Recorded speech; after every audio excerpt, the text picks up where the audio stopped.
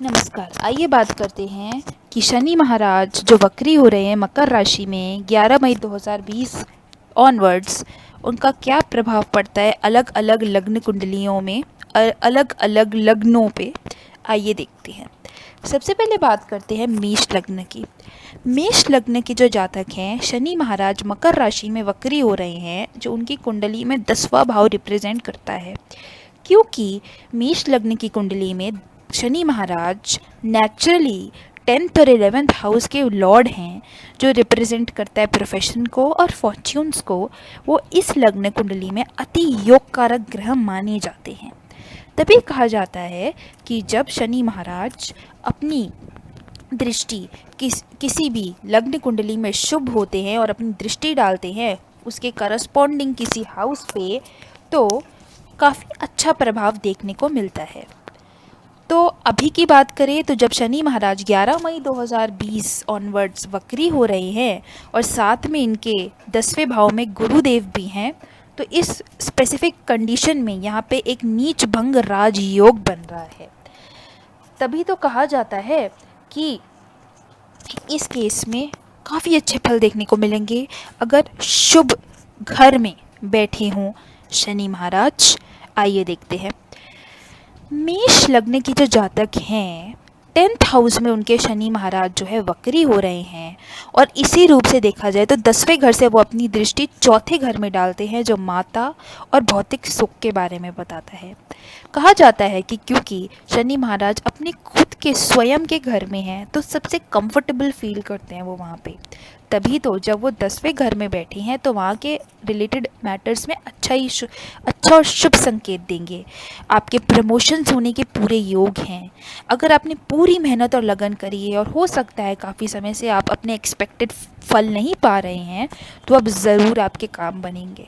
चौथे घर में दृष्टि डाल के शनि महाराज अगर आपकी माता को सुख देंगे, आपको भौतिक सुख देंगे। अगर मदर की कोई हेल्थ प्रॉब्लम्स चल रही थी छोटी मोटी, तो वो अब निश्चित रूप से ठीक हो जाएंगी। तभी एक और बात कही जाती है कि शनि महाराज क्योंकि वक्री होते हैं और मेष लग्न की कुंडली में वो 10th हाउस जो प्रोफेशन का हाउस होता है, और उसके पहले आता है 9th हाउस जो रिप्रेजेंट करता है गेन्स को। तभी कहते हैं कि अभी क्योंकि वो वक्री हो रहे हैं, तो वो अपने से एक घर पहले का भी थोड़ा प्रभाव लेके आते हैं। क्योंकि मेष लग्न की कुंडली में ये शुभ ग्रह माने जाते हैं, 9th हाउस का इम्पैक्ट लेते हुए ये आपको अच्छे लक भी देंगे। मान लीजिए हो सकता है, या ऐसा हो भी सकता है कि आप में से कई ऐसे लोग होंगे जिनकी लक नहीं काम कर रहे होगे, कुछ समय से मेहनत भी कर रहे हैं, लेकिन हो सकता है खूब मेहनत की, एग्ज़ाम दिए अगर स्टूडेंट्स की बात करें, और सपोज़ मान लीजिए पास होने के लिए 400 में से 200 चाहिए, मेहनत पूरी कर रहे हैं, सब कुछ हो रहा है, पर 195 196 पे रह जा रहे हैं। यहाँ पे लक का थोड़ा फैक्टर ख़राब हो रहा था आपका। तो अब इस वक्री, जब शनि महाराज ये वक्री मूवमेंट करेंगे, तो उस केस में आपकी लक भी खूब चमकेगी। साथ ही साथ गुरुदेव बैठे हैं, तो इसमें तो प्रोफेशन और एजुकेशन दोनों ही आपकी अच्छी होगी। अगर आप हायर एजुकेशन का कुछ सोच रहे हैं या कर रहे हैं, तो आपको उसमें निश्चित रूप से सफलता प्राप्त होगी। धन्यवाद।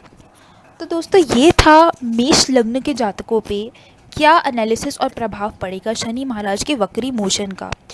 लेकिन एक चीज़ ज़रूर देखिएगा कि साथ ही साथ आपको बहुत सारे अलग फैक्टर्स भी किसी की लग्न कुंडली में, गोचर में, या मान लीजिए आप चंद्र राशि देख रहे हैं, तो वो भी देख के आप एक कंबाइंड एनालिसिस करेंगे depending upon the personal horoscope analysis.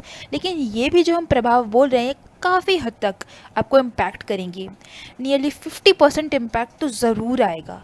तो खूब मेहनत और लगन कीजिए, और आपका जो भी टारगेट है उसकी ओर निरंतर मेहनत करते रहिए, और आप ज़रूर सफलता प्राप्त करेंगे। क्योंकि शनि महाराज जस्टिस के लॉर्ड हैं, और कभी भी मेहनत करने वाले की कोशिश को वो बेकार नहीं जाने देंगे।